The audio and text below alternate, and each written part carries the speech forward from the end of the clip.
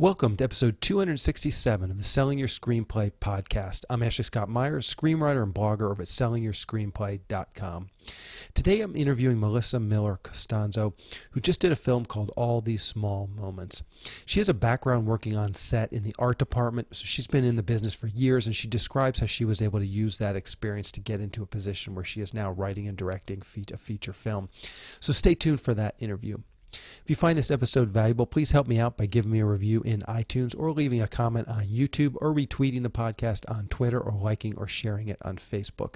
These social media shares really do help spread word about the podcast, so they're very much appreciated. Any websites or links that I mention in the podcast can be found on my blog in the show notes. I also publish a transcript with every episode in case you'd rather read the show or look at something later on. You can find all the podcast show notes at www.sellingyourscreenplay.com/podcast, and then just look for episode number 266. If you want my free guide, How to Sell a Screenplay in 5 Weeks, you can pick that up by going to sellingyourscreenplay.com/guide. It's completely free. You just put in your email address and I'll send you a new lesson once per week for 5 weeks along with a bunch of bonus lessons. I teach the whole process of how to sell your screenplay in that guide. I'll teach you how to write a professional logline and query letter and how to find agents, managers, and producers who are looking for material. Really is everything you need to know to sell your screenplay. Just go to sellingyourscreenplay.com/guide. So now let's get into the main segment. Today I am interviewing filmmaker Melissa Miller Costanzo. Here is the interview. Welcome, Melissa, to the Selling Your Screenplay podcast. I really appreciate you coming on the show with me today. Thanks for having me, Ashley. I'm excited to be here. So to start out, maybe you can tell us a little bit about your background. Where did you grow up and how did you get interested in the entertainment business? Sure. I grew up in a town called Wellesley, which is right outside of Boston. And I was a dancer for a long time, actually. And I think I just always grew up liking movies, though. And I have a very strong memory of, I don't even know, I must have been in high school or something, but I went on this double date with this guy and we went to see Do the Right Thing. And I just had such a visceral reaction to this movie. And at the same time, he kept trying to like put the moves on me and like was like putting his arm around me. And I was like, dude, like my life is changing here. Like you need to give me some space. And I remember just like bawling my eyes out. And maybe that was one of the first times that I realized how powerful movies could be. And so I always just loved movies so much growing up. And, you know, in college, my focus was dance though, but I think I was always kind of writing and still loving movies. And then my first job out of college was, I was a receptionist at 3 Arts Entertainment, the management company. Mm-hmm. So that kind of set the stage for, you know, my love for entertainment. And I kind of like worked in the studio system a little bit. I was actually a development person at Julia Roberts' company that used to be called Shoelace. Now it's Red Ohm, but Shoelace is defunct now, but I worked for her. And I was like James Gandolfini's personal assistant for a little while. And it's been a very sort of like cornucopia of experience. And then I interned. My favorite job to this day was when I interned on a pilot called Last Laugh at Pips. And I think I had the best time ever because I had no responsibility and I could just hang out on set. And then I started PAing and I hated it because like PAing is the worst. And then I jumped into this art coordinating position in the art department, and I'd been doing that for a while until I got this opportunity to make this film. Okay, so let's back up just a little bit. I know there's a lot of people starting out that are listening to this podcast. Was the job at 3 Arts Entertainment, was that your first sort of job in the industry? And the reason I ask is maybe you can give us some tips on how to get that sort of entry-level job in the business. Yeah. Those are great jobs. 3 Arts Entertainment, working at Julia Roberts. Those are great starter jobs for screenwriters and directors. Yeah. Well, you know, again, I'm going to age myself, but this was like back in the day before like LinkedIn or anything. So I would literally have that book. I forget what it's called now, but it was like this like, you know, directory. The Hollywood Creative Directory. Yes. Yeah. Aging myself. And I would open it up, and I mean, again, this is like, I stomped around and knocked on doors, but I did kind of do that. I looked through these companies, and I faxed my resume, and it just so happened that they called me back, and I had a good interview, and I got the job. So, comparing that to now, I would just say my advice would be to just look at the companies that you're applying to and how they might relate to you and what they do and how you can go in there and say, well, make sure you know the company you're interviewing for, basically. Yeah. And don't just go in without knowing anything about them. So the more you know, the more they'll be impressed with you and actually think that you're very interested in what they do. So, So at what point you're doing these different jobs? Eventually, you land in the art department. At what point did you say, you know what? I think my real passion is writing and directing. At what point along that journey did you start writing? And I noticed on IMDb you have a list as a producer on a number of short films. At what point did you start segueing into producing those short films?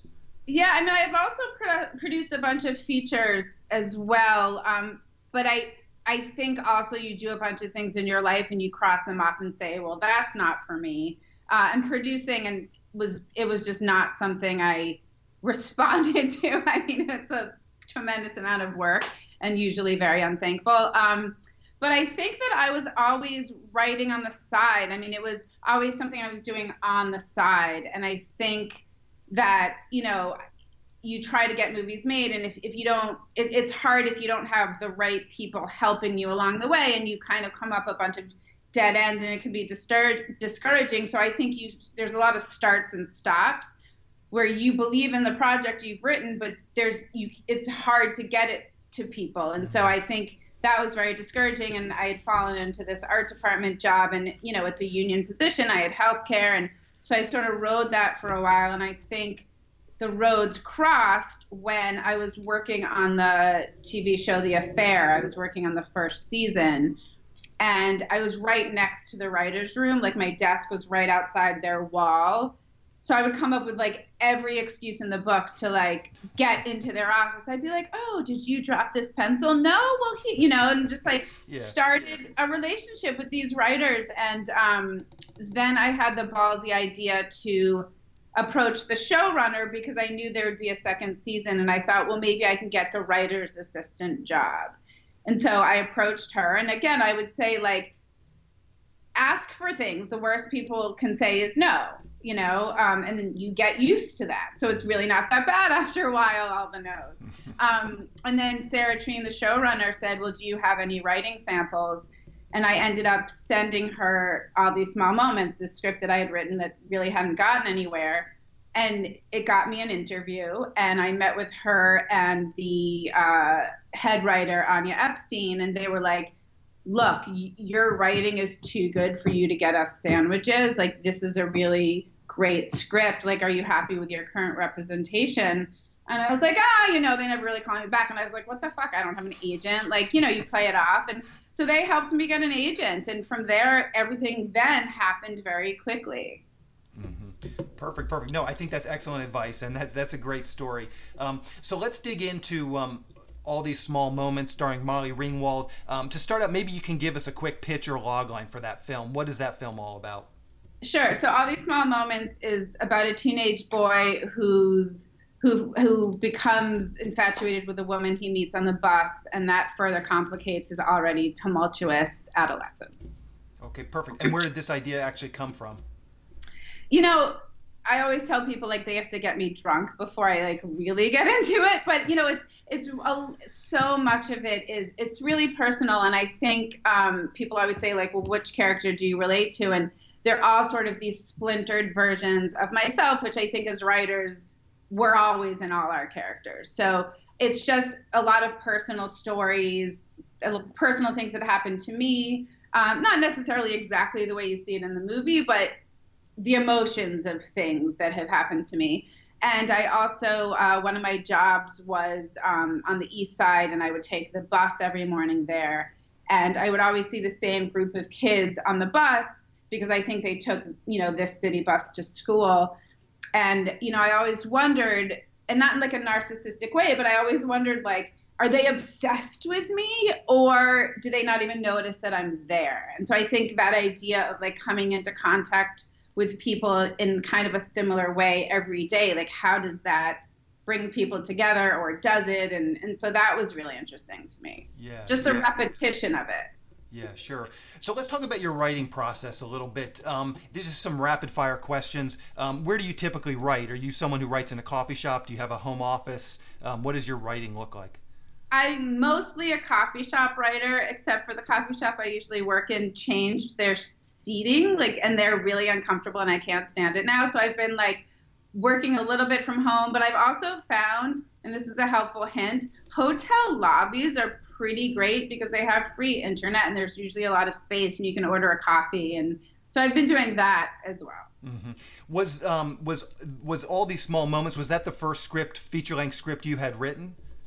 Yeah, I had co-written some stuff with my husband, but this was like the first script that I had written on my own. Okay, perfect. And when do you typically write? Are you someone who writes in the morning? You write in the middle of the night? What does your writing schedule look like every day? I usually like to start in the morning, but I am the type of person who can kind of drop in and out. And I know that's not necessarily common because I'm constantly, like, I'm writing something new now and I'm constantly thinking about it. So sometimes I only have a certain amount of time per day because, like, the reality is I have a real job too, which I think a lot of writers and directors fall from a cloud and they, like, mysteriously don't have to work. And I'm not one of those people, so I have to find my way. I also have a 6-year-old son, and so, like, you really just have to find those moments. And I think for me, I do have the ability to drop in and out, so I do it when I can. Mm-hmm.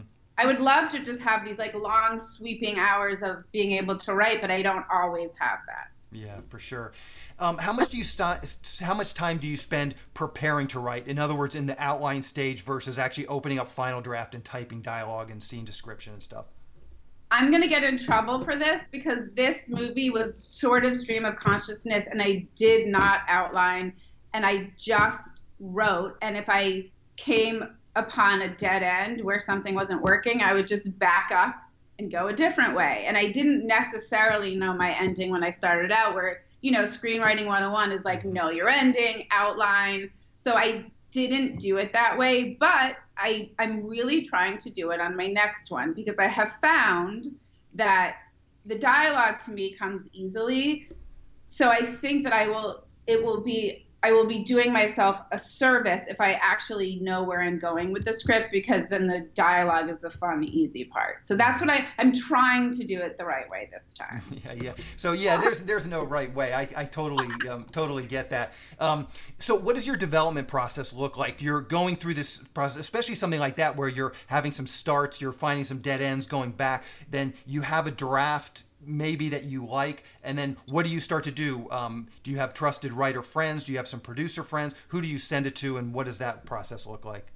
Yes, I would say it's like your circle of brain trust, maybe like, 5 to 7 people whose opinions you really trust, and I'll start sending it out for feedback. I never did a reading for this, but I always think that those are pretty cool. So if you have the opportunity to get a bunch of actors together, even just your friends, just to hear your words, have someone besides yourself, listening to your words help a lot, I think, because you hear things that you don't necessarily see right away when you're writing and you're alone in a room. Mm-hmm. And let's talk about some of the notes that you might have gotten on this script and how you were able to interpret this. So you've got these 5 people reading the script, giving you notes. Again, what does your process look like? Are there some people you just reject the notes out of hand? Sometimes you put them on the back burner. Just talk us sort of how you interpret the notes and what you do with those notes. Yeah, well, I'll jump back to once I had a producer on board and he gave me his first round of notes, because I remember that more than, when I first wrote this. But, one of the notes I can give you, the younger brother, there's the lead protagonist who's like, the 17-year-old teenage boy, and then he has a younger brother. And a note that I got for that was like, maybe try to give the brother his own story arc. Like, he kind of feels like he's being left behind. And so that was something that was really helpful to me, because I went back and said, oh yeah, he's right. Like, you know, I have the makings of this interesting character, but wouldn't it be great if he had his own sort of like sub arc? And so I went back and worked on something like that. Yeah. You know. So you just mentioned that once you had a producer involved with the project, how did you get the script to that producer? How did that relationship develop? So it really was once I was able to get an agent, which I know sucks, and that's like the hardest part. So I hate always referring back to that. But I will say, like, once that was in place, things did move a lot more rapidly, and I was able to get it to places that I probably couldn't have gotten myself. But I've been in a position where I didn't have an agent, and I know it's hard, and I know it sucks, and so I hate starting from that place. But that's my story. So once I did have an agent, they started sending it out to various producers, and you know, I would still hear a bunch of no's, or we'd never hear back. But we did. There was this one group of producers, Jed Melick and Lauren Avinoam. Their company is called Gemstone, and they really responded to the script. And what they told me later was, you know, we wanted to make a movie. We didn't have a long window of time for development. So they were looking for something that they felt was polished enough to get made quickly once they could raise the money. So that was why they picked mine. And, you know, again, it's not just because you have an agent. I mean, my agent handed them like 6 scripts. It wasn't just me. Like, I'm not their prized possession, obviously, but when they sent this pile of scripts out to the producers and they read through them, they just felt like mine was the farthest along, where it did not need a long development period, because they just wanted to get going. Yeah. So let's just back up just one quick question about getting your agent. I mean, it sounds like the first thing I think people need to realize is that you did the legwork to get that agent. I mean, you worked in the industry for many years. You did exactly what I think people would recommend. You went in to the right, you got a job on a TV show, went into the showrunner, tried to get in as a writer. Like, that's the very tried and true. And then, you know, that's, so talk about that process of getting an agent. Did the showrunner just recommend you to his agent? Was there a selection process? Maybe you had 2 or 3 agents that were interested in you. How did you determine that this was the right agent for you? Well, the showrunner was a woman. Okay. No worries. Sorry. Yeah, I mean, it was the type of thing where it was nice because Sarah was repped at one agency and Anya was repped at another, and they were like, ooh, let's see what we can get going. And so they both reached out to their respective agents, and Sarah's was like, we really like the material, but we're not signing anyone right now. We have enough and you know, I've come across this as well, whereas like they already have enough clients where they don't want to bring on someone else who's just going to compete with the clients they currently have.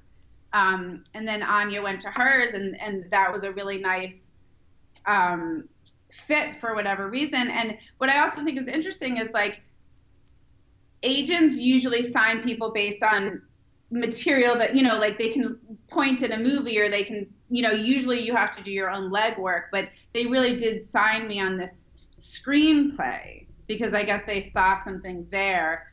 So yeah, I went to LA, and that's another thing too. You kind of have to like bullshit your way through it. So like, once I heard that they were reaching out to people, you know, I was like, oh, I'm coming to New York and I'm taking meetings. And the second you say I'm taking meetings, suddenly you're like, everyone has to have you. So you kind of have to do your own selling as well.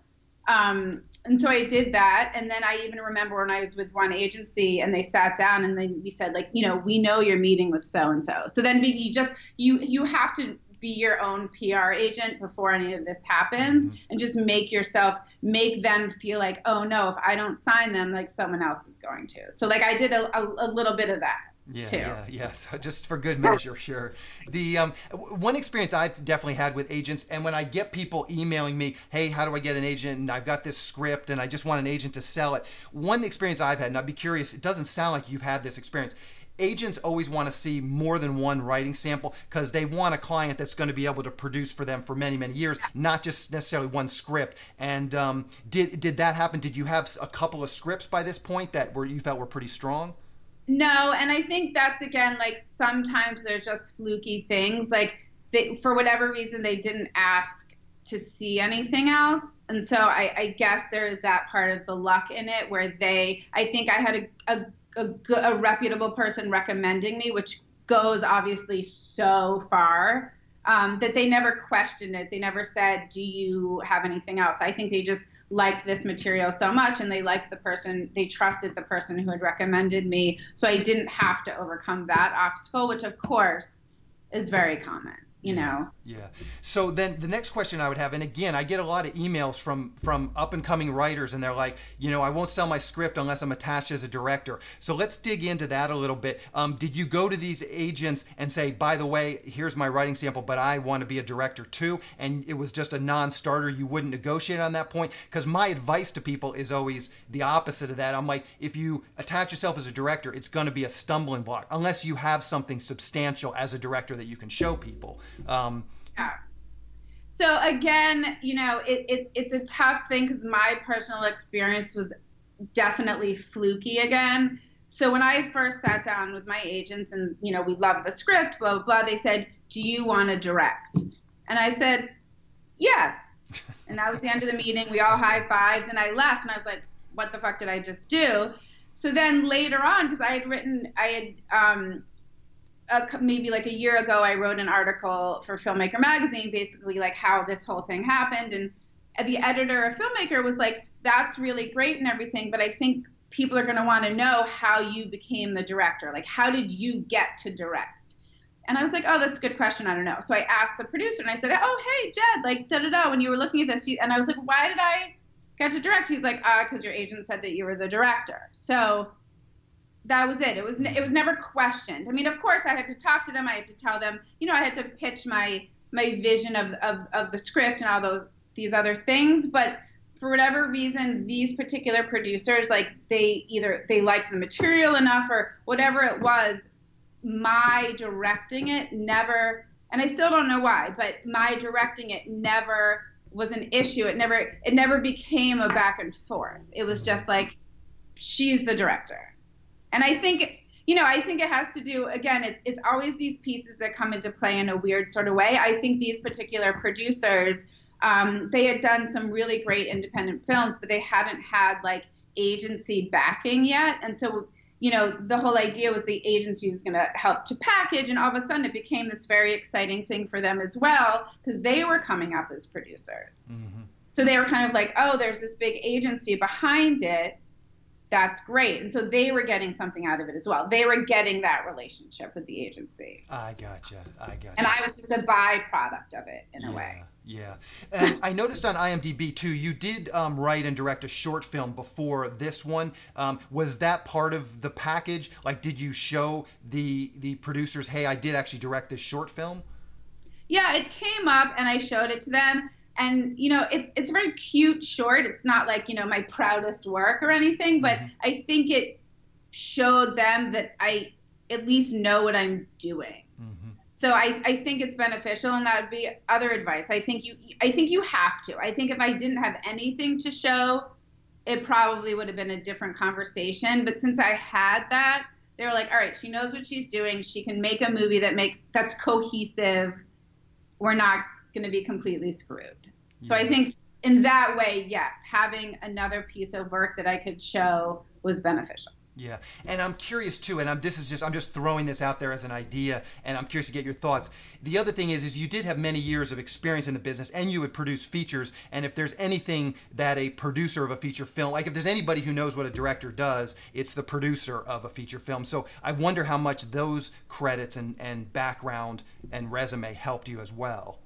Oh, I mean, I think they're huge. I think, again, it would have been another conversation if I had no credits on IMDb. But I have, even though they're in the arts department, I have really big credits. And so I think it's comforting to people who look me up and say, like, okay, she's been in this industry a long time. And I lead with that. Like when I talked to them for the first time, of course I led with that. Of course I utilized that experience for, to my advantage. Yeah, for sure. Okay. So another question I commonly get from the people that listen to the podcast is, how do I get such and such an actor? Certainly someone like Molly Ringwald is, internationally famous, has been around for a long time, has quite a pedigree of her own. How did you get her on board? What was that pitch like, and what was that process like? I mean, that's the hardest part. I was like curled up in a ball in my closet for months, like waiting. The casting process sucks. So again, and like, tell me why it sucks. Why does that process suck so much? it sucks because there's so much waiting, and there's so much like little bites of like such and such loves it, and it's just the waiting period stinks, and we did it in a traditional way. So I didn't have a relationship with Molly. I'd never met her before. I didn't know any of the actors in my film, but we did go the traditional route. Once we knew we had the financing, we hired a casting director. So that casting director, has good relationships with different managers and agents. And so she reached out, and it's very much like the way it works. Like, Molly read it, she liked it, I got a meeting. It just so happened when her and I sat down for the first time, it was like right when Trump had won the election. So she was like, I'm sorry, like I'm not very focused. And, it was under this like very dark cloud. But she was a delight. And I think, she's been in the industry so long. She's so savvy, not just about being an actress, but about filmmaking. And I think it could have very easily gone a different way if I didn't know what I was talking about. But she liked what she heard when we sat down, and she was kind of the first person to sign on. And from there, it was kind of like, obviously that helps you get the next actor and the next actor and so on and so on. Yeah. I think we might have had Brendan already. Okay. And he, I didn't really know him, and we did a lot of, especially for the kids, we had a lot of people audition, and he sent in a tape, and he just blew me away. And so I think we actually did have him first before we went to Molly. I gotcha. Okay, so just a quick question about that meeting with Molly. What preparation did you do? And maybe for all the people that are lucky enough to get those meetings with, some name talent, what do you recommend for the preparation of those meetings? What is sort of the goal of those meetings, and how do you get ready for them? I mean, for me, I really firmly believe that someone's going to sign on because they like you. And I think they have to believe that you know what you're talking about. But I don't think you go in and, memorize all this stuff, because then you're going to come across very robotic. I think it's really like, I don't even know how much we talked about the movie. It's really just about connecting with this other human on a human level. And because you're going to be spending a lot of time with this person, like in the trenches, and they have to know that they can be around you. So I think the advice would just be like, go into it, obviously know your shit and know what you're talking about, but also let it just be like let it be casual, because you don't want to come across like too aggressive, obviously. And I think like we just talked about stuff, and we talked about life, and it just so happens, and again, this isn't going to happen to everyone, but both our sons are named Roman. And so it's just like little type of things like that we felt like, oh, we connected on this level and this level. And I had just seen her in a play that she had done, and I recommend that as well, that if you have the opportunity to meet with an actor, like go see something they just did, so you know why you want them. That's the most important, because they're going to say, well, why me? So know why you want them, and the answer can't be, well, because you're a big star. Like, it has to be like, yeah, you're going to sell my movie in Australia. Yeah, like you have to know why you want them as an actor and what they bring to it, because that's flattering and they want to hear that. So I think that's important. Yeah, yes, for sure. Sound advice. So how can people see all these small moments? Do you know what the release schedule is going to be like? Yeah, so the movie is going to have a theatrical release. It comes out January 17th. It has a limited release. I don't know what theaters yet, but we will soon. And then it'll be on VOD on the 18th, which is very exciting, like your iTunes and, whatever, your on demands. And then it's gonna have a life at Amazon Prime at some point. So it'll land there. Okay, perfect. Yeah, which is very exciting. Yep, and perfect. So what's the best way for people to keep up with what you're doing? Twitter, Facebook, anything you're comfortable sharing, I'll round up for the show notes. Of course. I kind of vary on like what social media platform I'm like the most into. I would say Instagram and Twitter are the ones that I kind of frequent the most. And I think my handle is the same on both, which is just at Mel B. Miller. Mel B. Miller. Perfect. Yeah. I will round that up for the show notes so people can click over to it. Well, Melissa, I appreciate your taking some time out of your busy day to come and talk with me. This has been a great interview. We've covered a lot of stuff, and I know people will get a lot of value out of this. So thank you very much. All right, cool. Thanks, Ashley. Thank you. We'll talk to you later. I just want to talk quickly about SYS Select. It's a service for screenwriters to help them sell their screenplays and get writing assignments. The first part of the service is the SYS Select Screenplay Database. Screenwriters upload their screenplays along with a logline, synopsis, and other pertinent information like budget and genre, and then producers search for and hopefully find screenplays that they want to produce. Dozens of producers are in the system looking for screenplays right now. I launched this service at the beginning of this year, and we've already started to see some success stories. You can check out SYS podcast episode 222 with Steve Deering. He was the first official success story to come out of the SYS Select database. You can learn more about all of this by going to sellingyourscreenplayselect.com. When you join SYS Select, you get access to the screenplay database that I just mentioned, along with all the other services that we're providing to SYS Select members.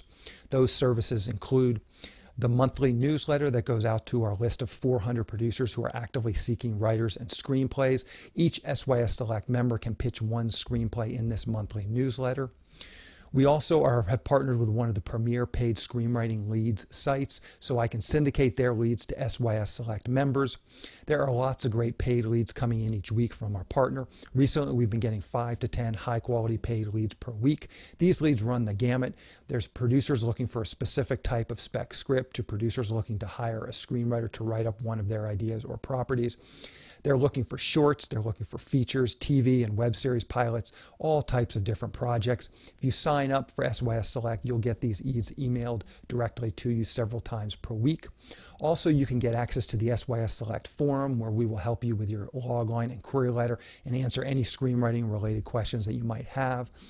Also in the forum are all the recorded screenwriting classes that I've done over the years, so you'll have access to all of those as well. The classes cover every part of the writing process, from concept to outlining to the first act, second act, third act, as well as other topics like writing short films and pitching your projects in person. Once again, if this sounds like something you would like to learn more about, please go to sellingyourscreenplayselect.com. Again, that's sellingyourscreenplayselect.com. On the next episode of the podcast, I'm going to be interviewing producer and statistician Stephen Follows. He just did a big report in conjunction with the Script Lab where they analyzed around 12,000 screenplays that came through the various contests that they run. And they were able to generate a number of statistics based on the reader critiques and the actual screenplays. So we talk through this mountain of data and try to find some things that are useful to screenwriters. It's a fascinating interview, and as I said, there's a lot of things that I think ended up being very sort of intuitive, and there was a number of things after looking at this data that maybe were not so intuitive. So I think this would be a very interesting interview for any screenwriter, so keep an eye out for that episode next week. Anyway, that's the show. Thank you for listening.